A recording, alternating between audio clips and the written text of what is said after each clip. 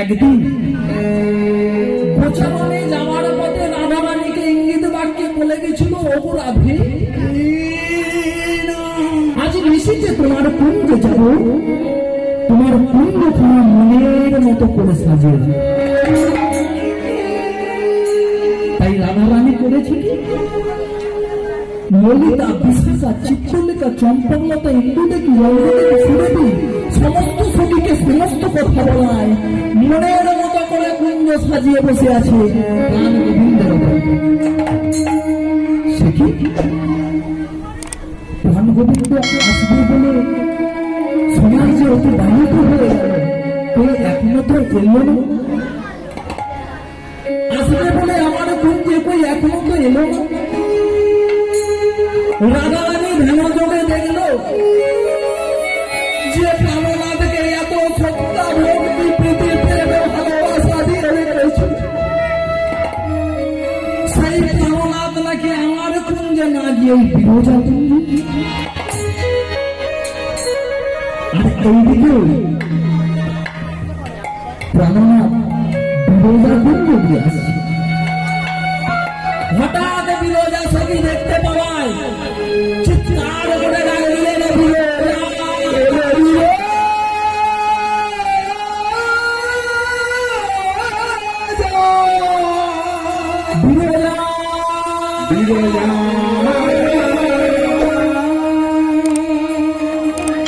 বিরজার কর্ম বচন বিরজা, বিরজা, বিরজা বলে ডাকছি।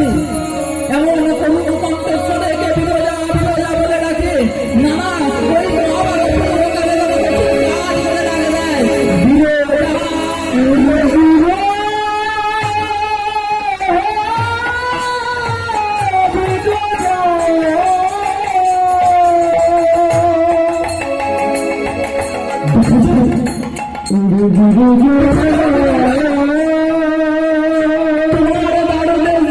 চলে যাচ্ছে, একবারে দেখে যা।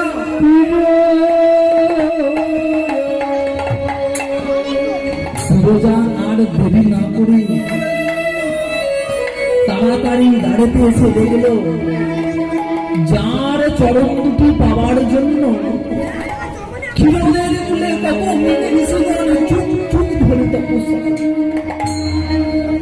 যার চরণ দুটি পাওয়ার জন্য কত ঋষিগণ যোগী হয়ে বেরিয়ে চলে গেছে,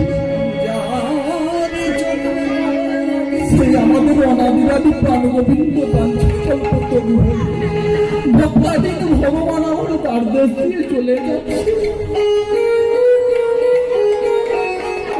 বিরজা তাড়াতাড়ি করে গিয়ে প্রভুকে বলে বলল, প্রভু, ও প্রভু, এত রাতে তুমি কোথা যাবে প্রভু? এত রাতে তুমি কোথা যাবে?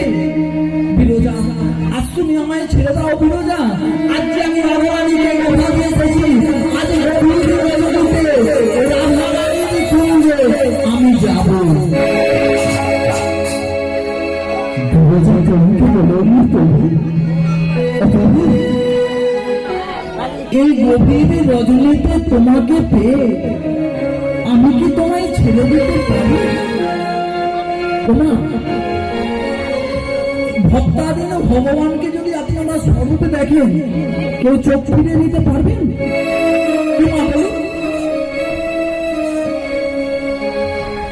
ভক্তাধীন ভগবানকে যদি আপনারা স্বরূপে দেখেন, কেউ চোখ ফিরে নিতে পারবেন?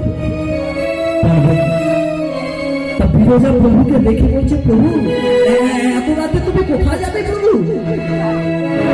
আজ এই গভীর রজনীতে তোমায় যখন আমি পেয়েছি, এই গভীর রজনীতে তোমাকে পেয়ে আমি কি করবো জানো? বিরজা, কি করবে? তবে শোনো প্রভু, এই গভীর রজনীতে তোমায় পেয়ে আমি কি করবো? না না, তোমায় ছেড়ে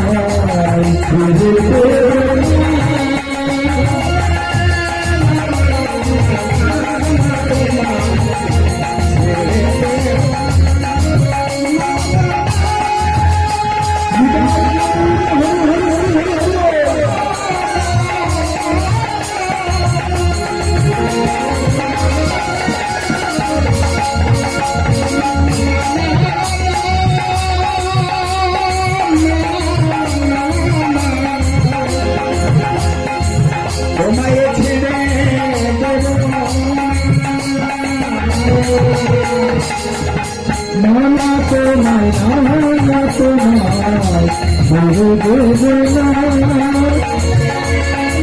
তো নাই না তো নাই গুরু দেব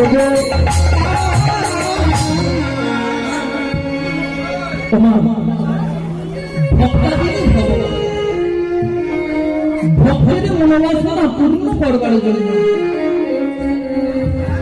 শ্রীরাম থেকে বলে বললো শ্রীরাম আজকে তুই বিরোধা কুঞ্জে দাঁড়িয়ে দাঁড়িয়ে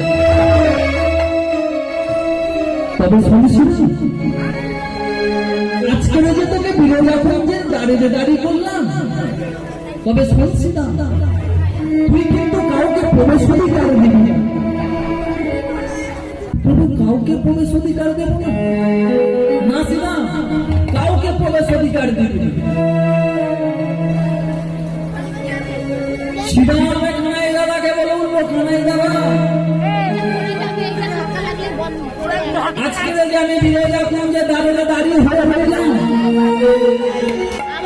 বলো না কানাই দাদা আমার কথা অমান্য করে যদি কেউ প্রবেশ করতে চায় আমি কি করবো সঙ্গে সঙ্গে কানাই দাদা একটা সোনার ব্যক্ত দিয়ে বলে বলবো তবে সবসময় সোনার ব্যক্ত দিলাম তোর কথা অমান্য করে যদি কেউ জোর করবে প্রবেশ করে এই সোনার ব্যক্তটা দিয়ে তাকে তুই যত পারিস প্রমাণ করছে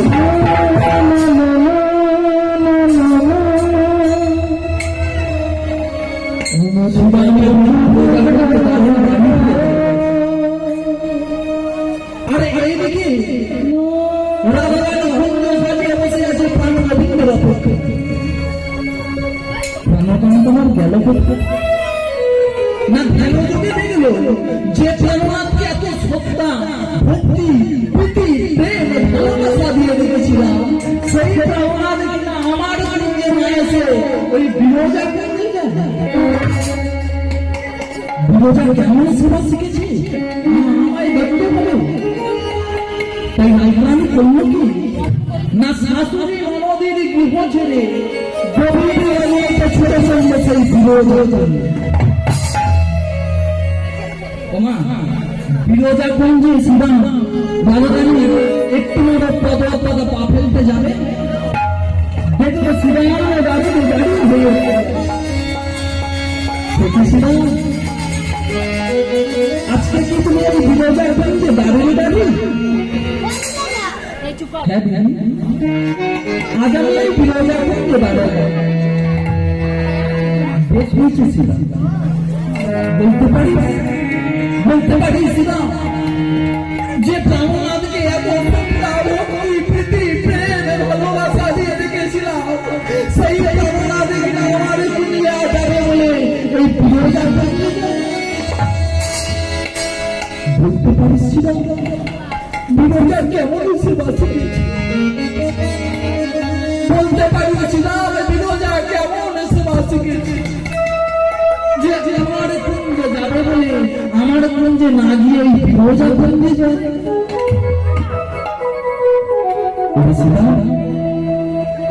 একবার তুই আমার প্রবেশ অধিকার দে না দিবি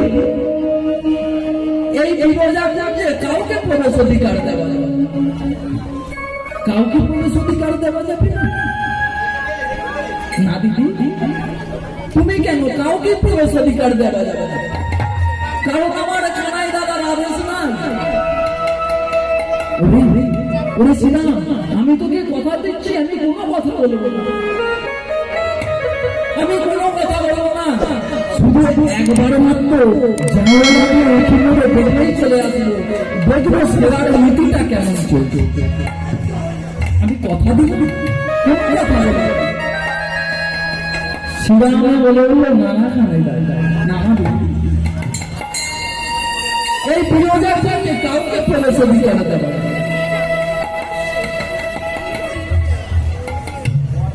আমার তো কানাই দাদার আদেশ নাই আমার কানাই দাদার যে আদেশ নাই তুমি কেন কাউকে প্রবেশ অধিকার দেওয়া যাবে না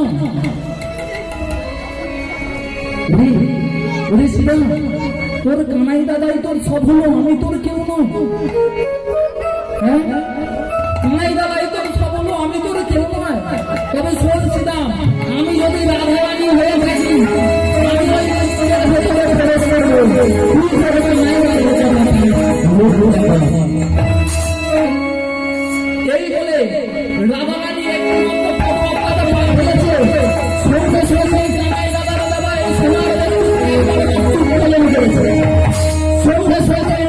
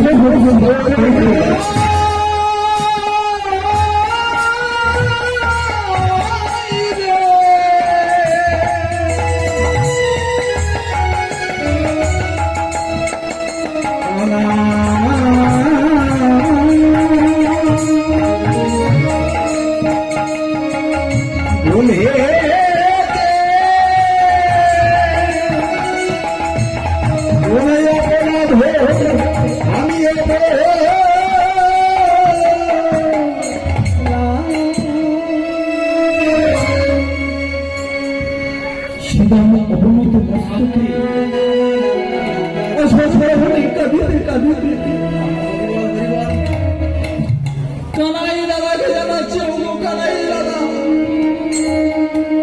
বলো না, এমনটি তো আমি চাইনি। তুমি তো আমাকে এই সোনার মৃত্যুটি দিয়ে বলে উঠলো, রে শ্রীরাম, তোর কথা অমান্য করে যদি কেউ জোরপূর্বক প্রবেশ করতে চায়, এই তোকে সোনার মৃত্যুটি দিলাম, এই মৃত্যুটা দিয়ে তুই তাকে প্রহার করি। না না না, আমি তো রাধা রানীকে মারি নাই, আমি তো রাধা রানীকে মারি।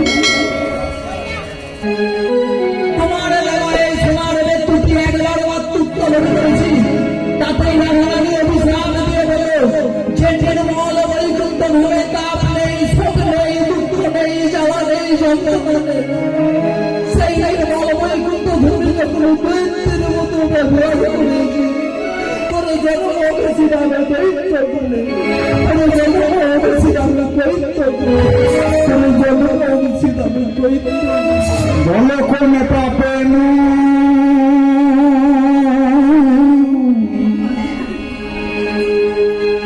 এমন হলো, বলো হে প্রভু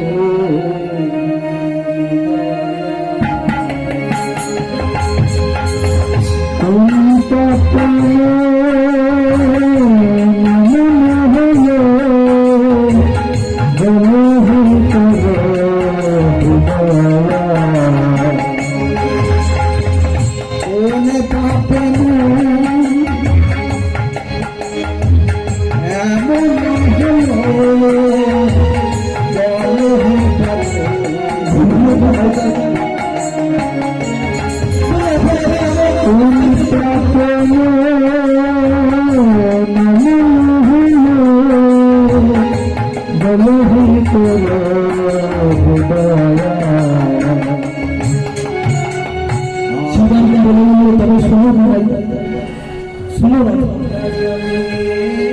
আমি যদি শ্রীরাম হয়ে থাকি, তোমার অভিশাপে যেমন আমায় দৈত্য করে জন্মগ্রহণ করতে হবে, তবে আমিও শ্রীরাম, আমিও তোমায় সহজে ছেড়ে দেবো না।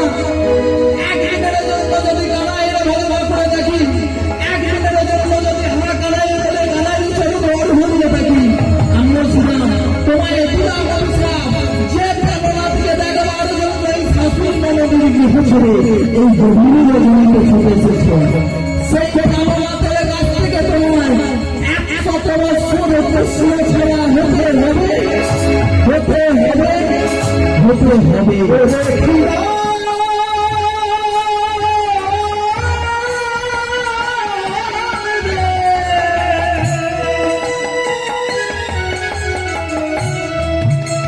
অমন কথা বলি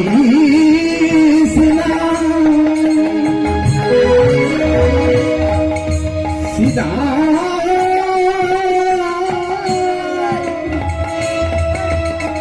অমনে কথা বলি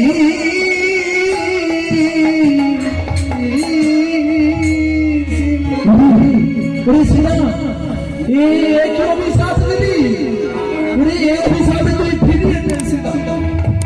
না দিদি, তুমি যেমন আমায় অভিশাপ দিয়েছ, তোমার অভিশাপে আমায় দৈত্য ভুলে গ্রহণ করতে হবে, ঠিক তেমনি আমার অভিশাপে তোমায় 100 বছর কৃষ্ণ ছাড়া হতে হবে। শ্রীরামের অভিশাপে রাধারানী 100 বছর কৃষ্ণ ছাড়া হয়েছে। ওমা জানেন তো, আস্তে আস্তে কথা নয় ওমা, শ্রীরামের অভিশাপে রাধারানী 100 বছর কৃষ্ণ ছাড়া হয়েছিল। ওমা জানেন তো, কখনো বলুন তো ওমা, কখন? কৃষ্ণচন্দ্র ভগবান মানে যখন দ্বারকায় চলে যায়, কৃষ্ণচন্দ্র ভগবানে যখন আমার দ্বারকায় চলে যায়, ঠিক সেই সময় রাধারানী 100 বছর কৃষ্ণ ছাড়া হয়েছে। আরে রাধারানীর অভিশাপে শ্রীরাম হয়েছিল শঙ্খচূড় দৈত্য তুলসী নদীর স্বামী। এইভাবে অভিশাপ দেওয়াতে কেউ আরে দ্বার রক্ষা করছেন। আরে রাধারানী কুঞ্জের ভেতরে প্রবেশ করতে যাবে, আর এইদিকে প্রাণনাথ কি করেছে জানেন মা?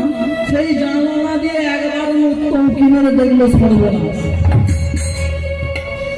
একটি মাত্র দ্বার, যে দ্বারেতে আমার নাকি রাধারানী দাঁড়িয়ে আছে। সঙ্গে সঙ্গে প্রাণ গোবিন্দ আমার করলেন কি, বিরোজাকে আগে দিলেন, বিরোজা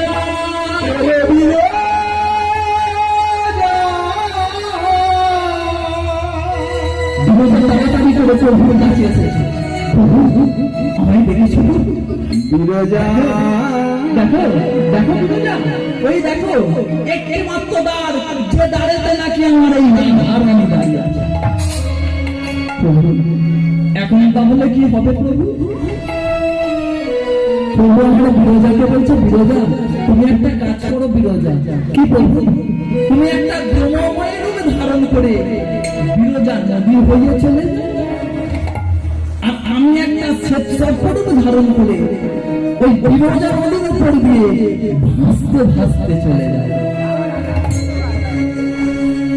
তৎক্ষণাৎ বিরোজা করেছে কি না, প্রভুর কথা মতো বিরোজা একটা ব্রহ্মময় রূপ ধারণ করে বিরোজা নদী হয়ে চলে যাচ্ছে, আর প্রাণ গোবিন্দ একটা শ্বেতসর্পরূপ ধারণ করে ওই বিরোজা নদীর উপর দিয়ে ভাসতে ভাসতে চলে যায়। আর রাধারানী কুঞ্জের ভেতরে প্রবেশ করে দেখল প্রাণ গোবিন্দ আর বিরোজা সে কি এই মাত্র দেখে ধ্যান যোগে দেখলাম প্রাণ গোবিন্দ আমার বিরোজা কুঞ্জে রয়েছে, গেল আবার ধ্যান যোগে দেখলো যে বিরোজা একটা ব্রহ্মময় রূপ ধারণ করে বিরোজা নদী হয়ে চলে গেল। আর প্রাণ গোবিন্দ কি করেছে না, একটা শ্বেতসর্পরূপ ধারণ করে ওই বিরোজা নদীর উপর দিয়ে ভাসতে ভাসতে চলে যায়, ভাসতে ভাসতে চলে যায়। রাধারানী বলে উঠল, প্রভু তুমি বড় চতুর, তবে আমিও রাধারানী সহজে ছেড়ে দেব। তা করলো কি, একটা ময়ূর রূপ ধারণ করে উঠতে উঠতে চলেছে। কোথায় না, যেখানে প্রাণ গোবিন্দ ওই বিরোজা নদীর উপর দিয়ে ভাসতে ভাসতে চলে গেছে। আর রাধারানী উঠতে উঠতে কি ঠিক সেইখানে গিয়ে বসে।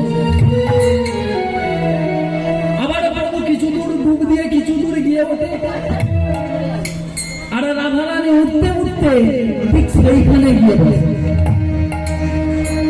তোমাদের কষ্টটা আবার বলুন তো কার হচ্ছে?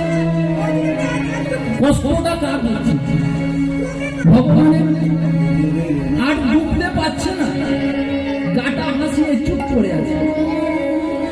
আর রাধারানী একদম ভগবান ভঙ্গিতে ওই জন্য ভক্তা দিলে ভগবান বলেছেন যে অহং ভক্ত অপরাধী অপরাধী সদা সর্বদা ভক্তের কাছে আমরা বড় জয় স্বীকার করি। আর রাধা রানী একদম ভক্তের মন্দিরে বসিয়ে ময়ূর ধারণ করে ভক্তের মন্দিরে বসে তা ময়ূরের ভক্তের বস্তু কি বলো ওরা ময়ূরের ভক্তের বস্তু কি সর্ব একদম ভক্তের মন্দিরে বসে। আর এইদিকে রাধারানী প্রভুকে বলছে প্রভু তুমি আমার ভয়তে তুমি সর্পদেব ধারণ করেছো বলছে আমার ভয়তে তুমি সর্পদেব ধারণ করেছো প্রভু। আস্তে আস্তে আস্তে আমার কথা নয় আর এই কথোপকথন হচ্ছে আর দেবসেনার বিনা যন্ত্রের টানে টান দিয়ে হরি হরি আমি কীর্তন করতে করতে আসে কেমন করে হবে মুরারি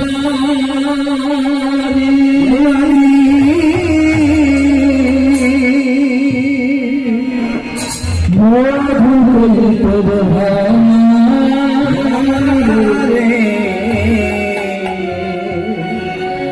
গোপাল গোবিন্দ মুকুন্দ সারে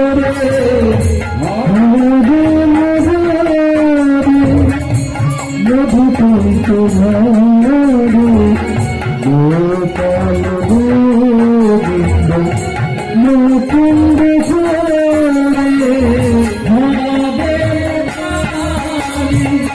মধু